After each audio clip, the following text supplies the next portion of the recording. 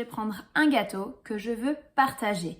Imaginons, j'ai invité des amis et voilà, je sers cette première part à un premier ami et puis je sers cette deuxième part, là que je suis en train de repasser en verre.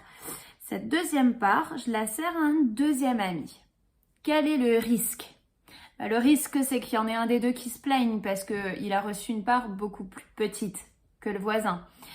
Donc, quand on fait des maths, on veut être équitable, on veut être juste et quand on va partager en maths, on va partager toujours de façon équitable. Donc, on n'aura jamais un découpage comme ça où on a des parts qui sont pas de la même taille. On va toujours partager avec des parts de la même taille. Donc, si je prends ce gâteau-là, je peux par exemple le découper de cette façon. J'ai 4 parts de la même taille. Peut-être que tu te dis qu'elles sont un peu grosses les parts, alors je peux redécouper. Par exemple, comme ceci. Et là, j'ai 8 parts qui sont toutes de la même taille. Et si je vais maintenant le servir, ce gâteau, imaginons que je serve cette part-là et cette part-là. On est d'accord que j'ai coupé mon gâteau en 8 et que j'ai servi 3 parts. Je peux donc dire que j'ai servi 3 parts sur les 8. Et bien, on a donné une écriture qui est cohérente avec ce qu'on entend. On a 3 parts sur les 8. Donc, on a décidé d'écrire le 3 au-dessus du 8. 3 sur 8. Alors, regardons maintenant la définition. Une fraction est un quotient de deux nombres entiers. Tu te souviens que quotient, c'est le résultat d'une division. Alors, qu'est-ce que viennent faire les divisions dans l'histoire? Eh bien, elles sont là de manière tout à fait logique, puisque nous avons dit que une fraction sert à partager. Et si on partage, on divise. Et donc, c'est logique qu'une fraction, ce soit un quotient. Alors, attention, la petite subtilité, ça, c'est les mathématiciens qui ont décidé ça. Pour que ça s'appelle une fraction, il faut obligatoirement avoir deux nombres entiers.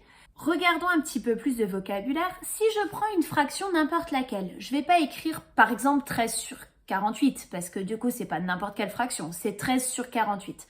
Moi je veux prendre n'importe laquelle, donc je vais utiliser à la place des lettres. Ça c'est une petite astuce qu'on utilise souvent en maths. Je prends A et B, deux nombres entiers on a dit pour que ça s'appelle une fraction, et j'écris la fraction A sur B. Ça te paraît peut-être un peu bizarre que je fasse un calcul avec des lettres, mais en fait, c'est pas très compliqué. Ça veut juste dire qu'à la place de A, je peux mettre n'importe quel nombre entier, donc peut-être 5 ou 12 ou 48 ou 137. Et pareil, à la place de B, je peux mettre le nombre que je veux. Donc j'ai bien une fraction, j'ai bien un nombre entier divisé par un nombre entier. On va rajouter un tout petit peu de vocabulaire que tu connais normalement déjà. Le nombre qui est écrit en haut, il s'appelle le numérateur et le nombre qui est écrit en bas, il s'appelle le dénominateur. Et maintenant, je vais utiliser ce vocabulaire spécifique. Alors, à bien connaître, attention, n'inverse pas les deux parce que les deux n'ont pas le même rôle, d'accord?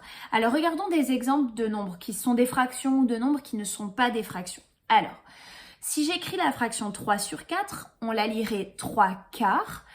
Et donc ça, c'est bien une fraction. 3 et 4 sont deux nombres entiers, il n'y a aucun problème. Pareil, avec cette fraction-là, qu'on lit 1 demi, j'ai deux nombres entiers, aucun souci. Mais attention, si j'écris par exemple 3,7 sur 12, est-ce que c'est encore une fraction? Si tu as bien tout compris ce que je viens d'expliquer, tu sais que non, ce n'est pas une fraction. Pourquoi ? Parce que 3,7, ce n'est pas un nombre entier. On verra plus tard dans le cours que ça s'appelle un nombre décimal. Mais quoi qu'il en soit, ce n'est pas un nombre entier, donc ce n'est pas une fraction. Par contre, ça ne veut pas dire que ce nombre n'existe pas. Il existe, j'ai le droit de l'écrire, pas le droit d'appeler ça une fraction. Donc si dans un exercice on me demande d'écrire la fraction, forcément, là, ça va être faux. Par contre, on lui a donné un nom quand même à cet objet mathématique et on appelle ça une écriture fractionnaire. Alors, ça veut dire que c'est écrit comme une fraction, mais ce n'est pas une fraction à cause de cette virgule. Alors, continuons dans nos explications. Dans une fraction, on a dit qu'on a le numérateur et le dénominateur et chacun a un rôle différent. Je vais commencer par le dénominateur. Le dénominateur, il sert à compter le nombre de parts d'une unité. Sous-entendu, le nombre de parts total d'une unité. D'accord? Je compte tout si je compte. Une unité, ça veut dire un bloc. d'accord? Si j'ai 5 gâteaux sur la table, j'ai 5 unités. Si j'ai 3 carrés dessinés dans mon exercice, j'ai 3 unités.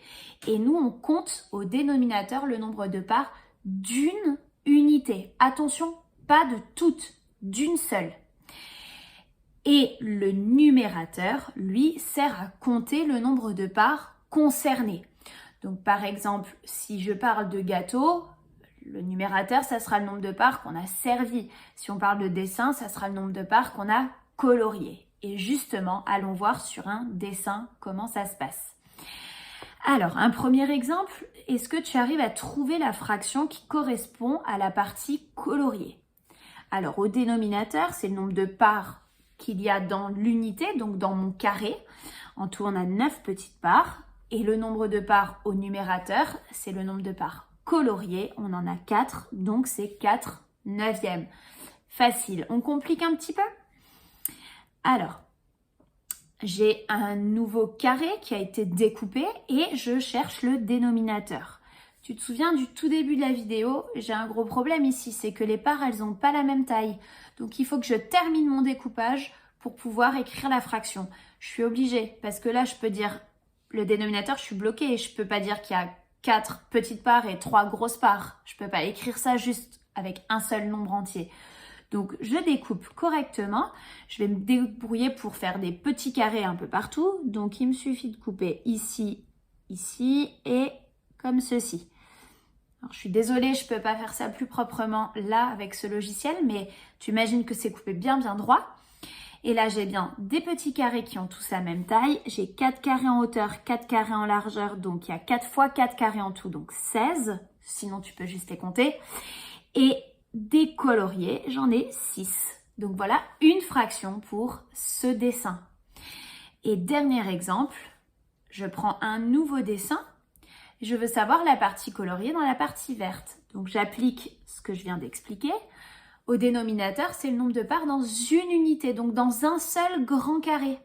Là, j'ai 2 carrés, ils sont coupés de la même manière, c'est normal, sinon on aurait eu un problème. Et dans chaque carré, dans un carré, on a 4 parts. Donc le dénominateur, c'est 4. Et surtout pas 8. On est dans une unité. Au numérateur, je compte le nombre total de parts. En tout, j'ai 5 morceaux de coloriés, donc 5 quarts. Et attention, surtout pas 5 huitièmes.